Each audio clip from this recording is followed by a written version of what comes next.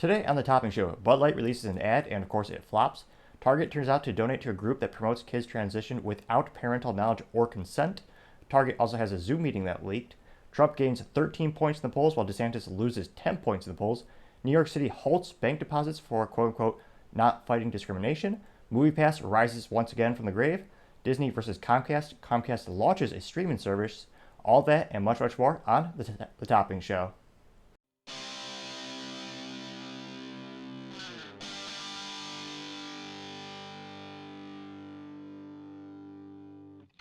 Thank you everyone for taking the time to tune in today. Today's episode of Topping Show is sponsored by Topping Technologies. Topping Technologies is an IT value-added reseller and services company with a special proficiency in IT security. Heck, I see their founder at least twice a day. Gotta say he's quite handsome and brilliant. He's me, that's a joke. If you're an IT leader or a business owner, you need a little assistance, reach the team at sales@toppingtechnologies.com. Now, going on to the culture part of the podcast, you have Target, headquartered in Minnesota, one of the most long, well-known retailers in the United States. Well, it turns out the controversy grows deeper as people found out that they donated to a nonprofit $2.1 million. That's a lot of cash. And it turns out that is what's a nice way of saying problematic? I know that term is overused to beyond all belief. But it's pretty controversial for many people, especially conservatives, Catholics, Christians. Now, this group is called Gay, Lesbian, and Straight Education Network, also known as GLSEN, G-L-S-E-N. There's so many acronyms these days. I swear some people just use it to sound smart. That would be a good, instead of a dictionary, just a dictionary or a book, just with every acronym. But it would never end because there's more and more. I digress. Now, specifically, this organization helps teachers put LGBTQ books in public schools. They also, now the big controversy, that is controversial in and of itself for many people. The biggest controversy, which is having a lot of people become irate and fueling the boycott of a business that's already lost $9 billion in valuation with their stock drop. Now, this encourages educators to hide student intent to undergo gender transition. So they want to hide that from parents and other school employees. So this group promulgates that ideal, and Target is giving them millions of dollars. Now, this is straight from a school's website. So this is publicly published data, and this nonprofit took that quote, and it's something that they advertise as their belief. Now, this quote, perhaps, well, let me just read it to you. Now, this quote says, "Staff or educators shall not disclose any information that may reveal a student's gender identity to others, including parents or guardians or other staff, unless the student has authorized such an order. The info is contained in the school records. Request by a parent or guardian, or there is a compelling need," unquote. Now, I can't think of a single situation where it's appropriate to hide information from the parents. One of the brilliant political decisions Ron DeSantis made was giving the Parental Rights Act, or signing off on that. Of course, it has a fancy acronym I can't remember, but it basically says it's illegal for the parents to not have full information of what their child is being educated, as well as what the child is being promulgated with teachers. Again, I don't know how this is controversial for parents to know what their kid is being instructed and what the kid is expressing. Why on earth you would want to hide that? Well, there's ulterior motives for sure. But this is yet another reason a lot of people are starting to boycott Target, which a lot of people are saying it might not be an easy thing to boycott because you need to shop there. They have staples, as in they have, the basics you need to live, which is the most hilarious and wrong statement I've heard in years. I've been boycotting Target for 10 to 15 years, partially just because I look for the best ROI and I like to invest every penny I make back into the tech company I own and into this production. So you can buy everything you need at other retailers. Even if you like their proprietary, I say proprietary, the white label brands, the brand which they design in-house, You do not need that to live. It's beyond me how so many Americans do not know the definition of need. And they confuse that with the term want. Target provides an experience that you want. They do have, in terms of a retail experience, they have clean stores, good lighting, it's good marketing, and they do have some brilliant marketing ideas. The carts are not metal, they're plastic and rubber. So they go out of their way to provide a more premium experience than a standard grocery store or standard convenience store, but you do not need anything there. So it should be, if people have a little, just a modicum of self-discipline, easy to transition to literally any other store. Now, time shall tell to see, because it is more difficult or different than Bud Light being boycotted, because that, every store has that piss water. I mean, beer. Well, there's enough alcohol, so legally it is beer. But the competition is literally inches away. So instead of choosing Bud Light, get some Yealings or any other competitor. I mean, that takes so little effort that people can do. Time shall tell to see if they need to drive an extra couple miles to get to another store. Time shall tell. Now, other interesting cultural news, Target, one of their meetings for their DEI, diversity, I forget the acronym, diversity, inclusion, which that shouldn't be, on its surface, I think that's a good idea. I think people should put a premium on diversity of opinion and not just solely focus on the race of folks. I mean, maybe I'm just a little irate because there's no Cuban national holiday or something like that.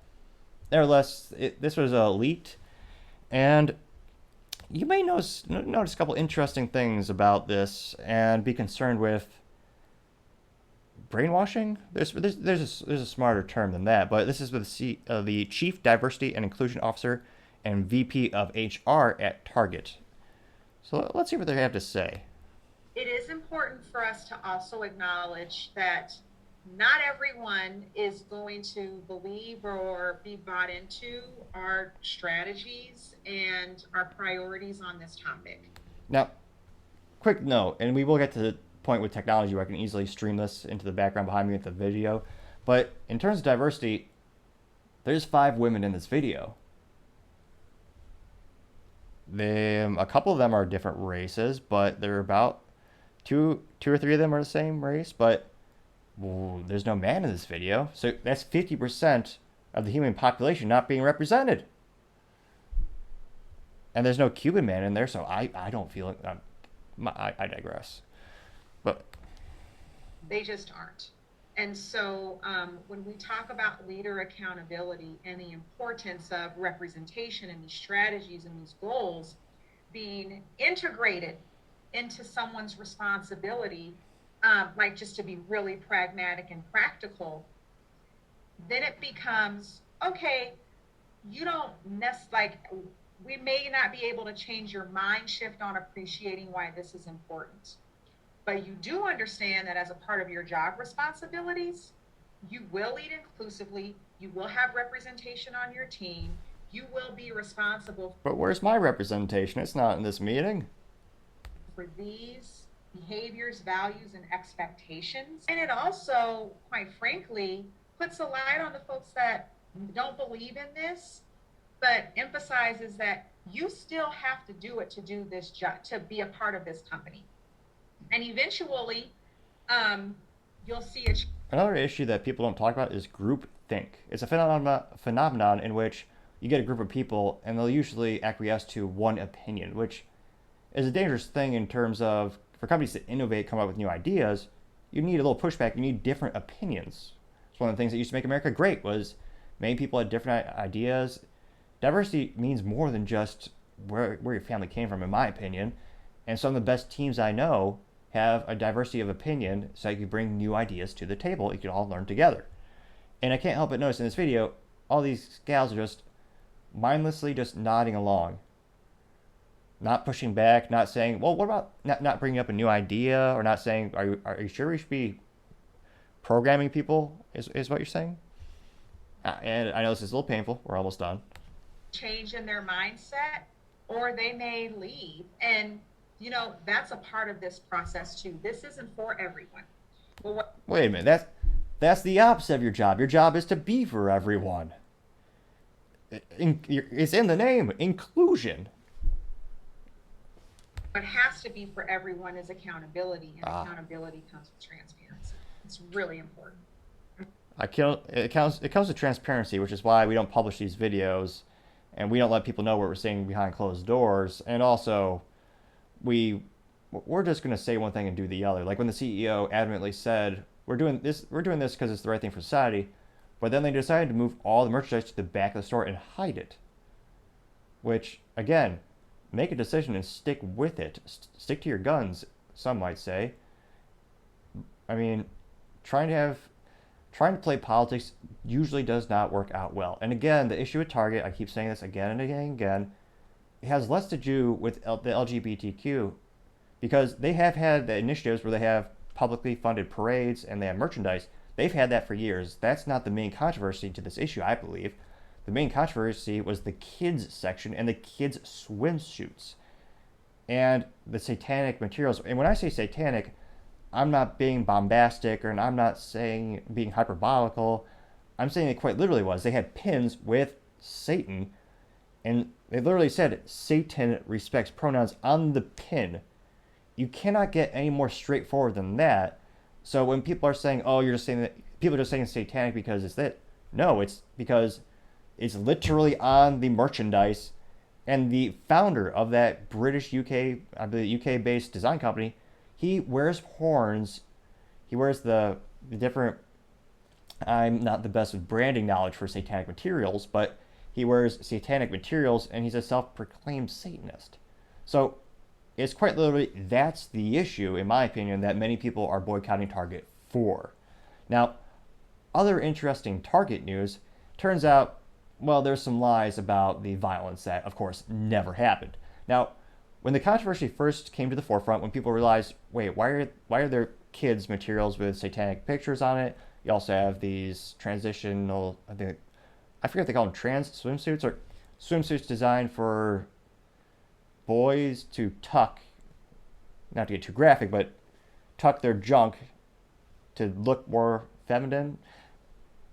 This is all new to me, but that's when the controversy really came to the forefront. Now, when that happened, the CEO and Target, they all said, we're moving the merchandise back, and we're going to backtrack because conservatives are getting violent. I mean, they're threatening store employees, and yet not a single example came to the forefront.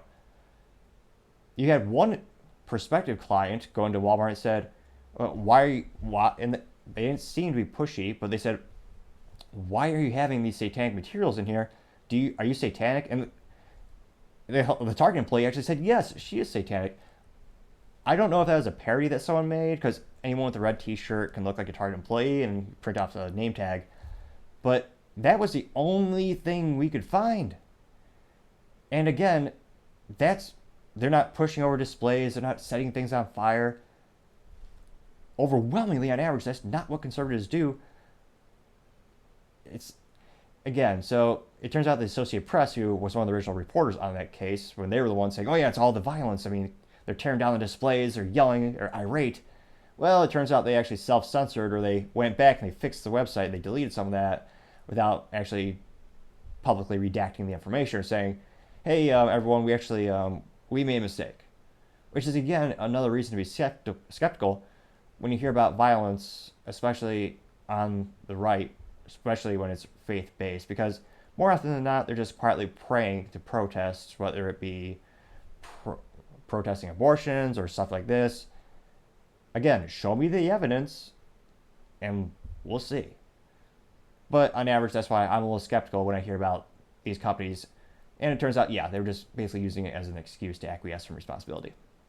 Thank you, everyone, for taking time to tune in today. Don't forget to like, subscribe, and comment. Each one of those things helps the channel grow and develop.